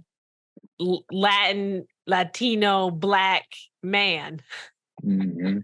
And we have created space that I wanted to reflect me just as much as Sany did. Like that's the same vibe. It's who's out here looking like me. Okay. And okay, they have something that kind of looks like me, but is the vibe my vibe? Maybe not. Maybe I need to make my own vibe and my own thing that reflects me. It's the same thing. But then it's like, once you kind of have established that, and you're talking about inclusivity, then it's like, all right, well, how far are you going to take it? But also it's a conversation. It's a thought process for me of like, at what point does my responsibility begin and end? It never really ends. I'll say that, but there is points where it's just like, is it my place to fill this gap? Am I the person to do it? I think that's the big question too, is like, am I the one that does this? And then to Sany's point, it's like, okay, well, do you have leadership that can take the torch and be the person that can do that because they are of that culture? Because it's like, because it's like, I don't need, because it's like, I don't need Sany to talk about certain parts of Black history when it's like, or, try to represent me. I don't need that. I can do that. I got it. But she's representing her culture, and that's the part where it's like, okay, how can I support? So I think I'm glad that we just had the conversation of just like, if you can't be the one to do it, how can you be the one to support it? Facts. Yeah. Facts. Like that. Also, I'm just sitting here wondering, with this camera angle and this shot that I have and this mustache, I'm giving fireman today. I feel like you are. That's exactly what it is. That's the vibe. That's why I couldn't really put it. My finger, like my. I'm giving. Also, I could save your life. I can run into danger with that escape to Toronto could easily be like a Chicago fireman's logo. Yeah, here I am. And it'll just get you out of danger and bring you into a safe space. It's the mustache, for sure. It is. I'm telling you, I'm rocking this. This is my PSP mustache. Aaron is counting down the days like a prisoner, like this etching tally marks on the wall till I bring my beard back. It's not happening before a speed project. So how is training going then? Well, I took a day off, which turned into 3. I didn't do my speed work. So, okay, wait, hold on. Actually, let's back up to the weekend when we attempted to do a 12-mile run. And Karen doesn't like doing long runs on the pavement. So, okay. She likes going out to the trails. How does Coach Robin feel about that if she's trying to do speed? A long run, I don't know. I don't know. I don't want to deviate, but I'm just curious. No. I feel like she don't have a problem. It's like the easy runs, like the long easy runs. She's fine with that, I guess. But I also don't want to speak for Karen or Coach Robin. But I am a big proponent, and I do know Coach Robin is like, if your race is on the road, that's what you probably should be doing a good deal of your training. Right.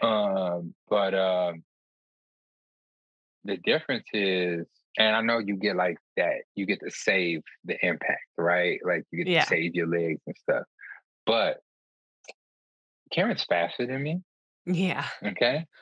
So like you also need to adjust your pace, right? Because if you're running the same pace on trail on the road, your heart rate is elevated. So you're not sitting in that aerobic pace. So I have to slow down to like almost an 11-minute mile to keep my heart rate down, right? And so a 12-mile run is now like forever, like 3 hours. I don't want to run 12 miles for 3 hours. It sounds at that dumb. point, you might as well just break it down to a time run. Facts. But then on top of that, it was like fucking. I felt like I was running in soft sand with all of the snow. So facts, yeah. I did one loop that was like 5 miles. So I was like, it's not happening. You know, like I tried to run in the parking lot just back and forth, but it was too icy, so I couldn't do that. And then about today is not my day. It just was not, you know, and then I didn't have enough time to keep going because I had to go to the Run Club Summit hosted by CEM and Bank of America. But like, so there was this like point on the trail where I could just hop off and run along the road. And I did that. So of course Karen got to the car before me. She did her shit, but she wanted me to have access to my stuff, which was in the car. She's like, well, this is what I'll do. I'll run back with Ian. I'll run back towards Ian, give him the key, and then I'll turn around and do the rest of my miles, right? Well, I hopped off the trail. Oh, so she couldn't find you. She don't have a phone because she don't like running with her phone in the car. So I'm pretty sure she came up to me just as I was getting off the trail and we just missed each other. Because when I got to the car, I stood out there for like 45 minutes and she got back. And the first thing she said was like, what happened to you? Where'd you go? So once I seen her come from where she's like, I went back looking for you. She pulled up thinking I was gonna be mad at her. And then when she said that, I thought she was gonna be mad at me. So we were just like, oh shit. And then we realized everything was cool. But that was shitty. I didn't go to track on Monday. I just didn't feel like running. I did my 7 miles on Sunday. I didn't feel like running track. Not that I didn't feel like running, I didn't feel like driving to the city, which I'm so happy it's almost over. The suburban life is coming to an end. Yeah. I cannot wait. Yeah. But then Tuesday, Wednesday did not run. This morning I ran, which was very shitty. So let's see what the Saturday long run is going to look like this week. Right. Is he even going to do a long run? Because have I successfully done a long run? No, I have not. I have not successfully completed a long run, but I have attempted to do every single long run with every fiber in my being. We will see this Saturday how it goes. What's the long run distance? I don't know. I should probably be doing like 14 miles. The longest run I've done so far is like 10. Yeah. That's a lot in the winter. Oh, yeah. But it was fucking amazing because I was running on the road, which weekend, Karen. I'm running wherever I want to run. I'm not following her to the trail. I'm going to need you need to figure it out. Yeah, I'm not following her to that damn trail. Like, I'm not going to let her talk me into that again. Yeah. Oh, I was going to say something about Karen not running with her phone. And then I remembered that the incident that I'm referring to in my mind was actually not Karen. It was Kayla. One time she like was running with us and it was out of last lap and she didn't have her phone. We couldn't find her. And I was like, you need to have something on you that I can like connect to you with. Cause cause it concerns me, especially not Kayla Jeter, right? No, Kayla, what was her? Yeah. I don't remember the other Kayla. Right? Sorry, we say Kayla Jeter's last name all the time that now I've forgotten the other Kayla's name. But I get so concerned with, I'm like, I don't care if you don't like running with your phone.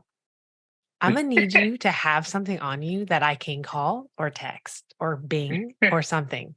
Because if something happens to you and if I cannot find you, that is a big problem. Like, and I just get into mom mode bad because it's like, I'm gonna need you to get I need you to get all trails and then add me as your person so I can follow you. Like it's, you know what I mean? Like it's one of those where I'm just like, that's not okay for me. That's not okay for me.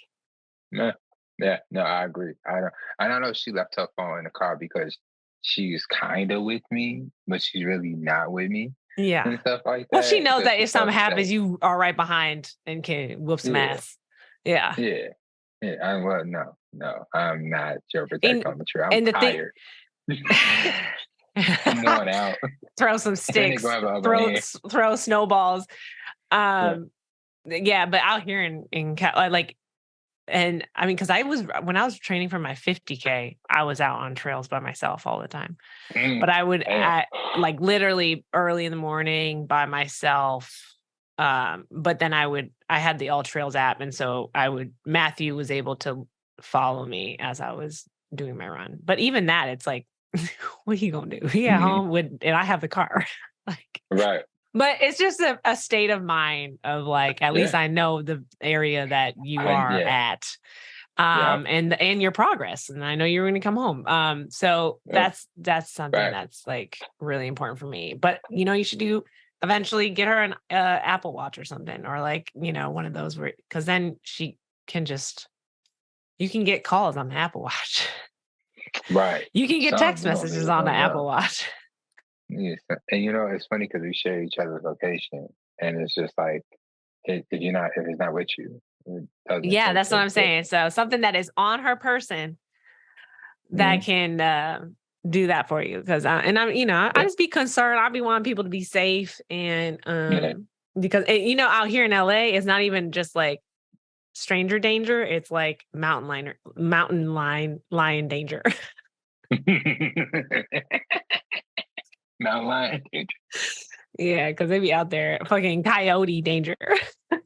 That's that's one of the things that I'm worried about in the TSP. I would be more concerned about stray dogs.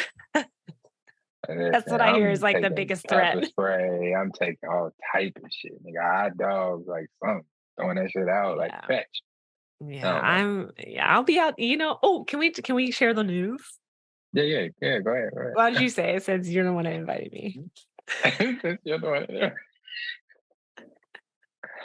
They will be joining us 7 on Sunday in the Sweet Project as a crew member. I'll be driving. You know what I mean? Driving the van, supporting the runners, being the crew. And I'm gonna be helping people stretch in between. I'll bring supplies.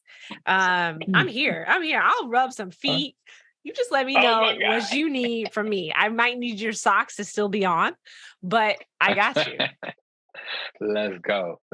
I'm excited. I'm excited to have you on the team. The team is excited to have you on the team. I mean, like, you really came in and just really saved the day with joining up with us, because like the driver situation was a little dicey, but like having 3 drivers for these 2 cars makes a big difference. Everybody gets to rest. Everybody will feel good and stuff like that. You may be sharing a room with me and Karen on the Vegas side, but Are we even gonna sleep?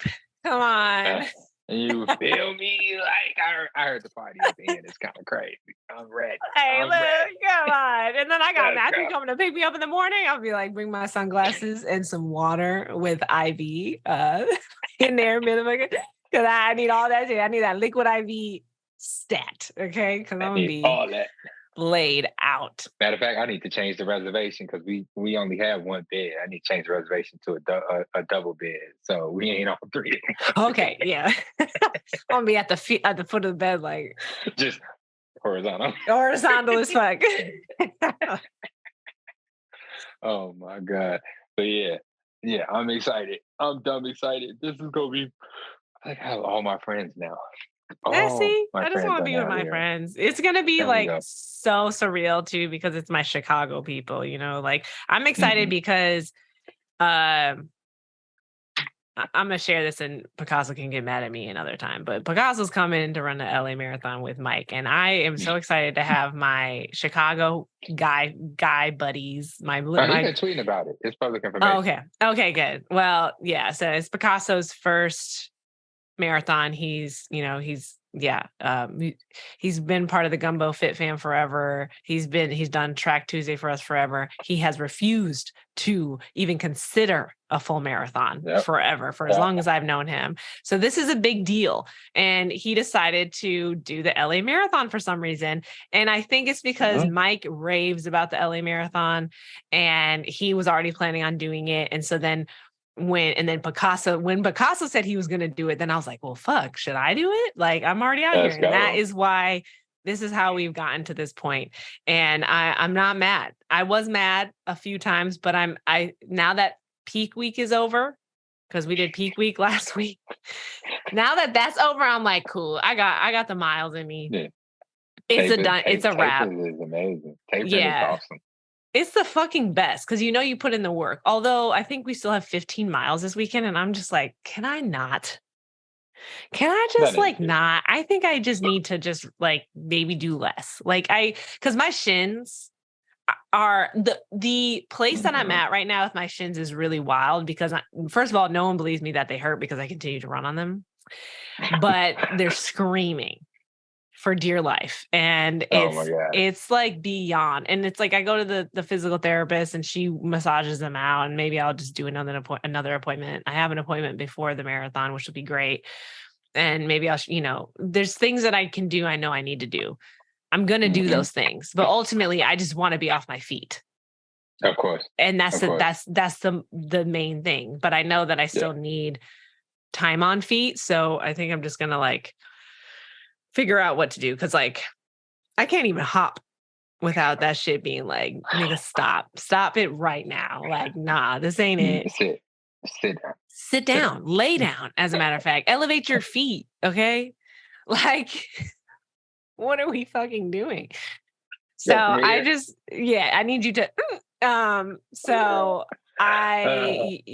so that's kind of where it is with me. I mean, but again, I am so grateful for Girl Gang Crazy because I don't even know, it would have been really weird for me to just continue running by myself.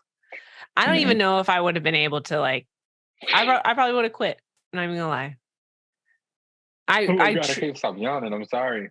It's okay. That's been me in the past. I don't even know how I'm awake right now. I've also started, you know what it is? I've started getting up and walking straight after waking up with Matthew because he's the one that walks Remy.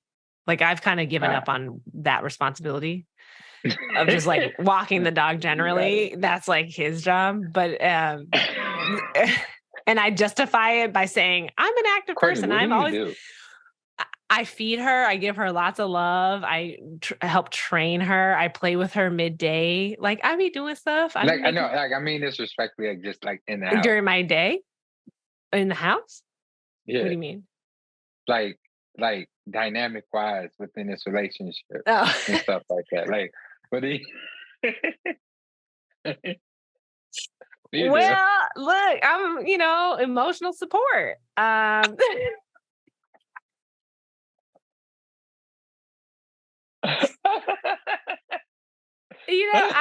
do stuff, I just feel I was just curious.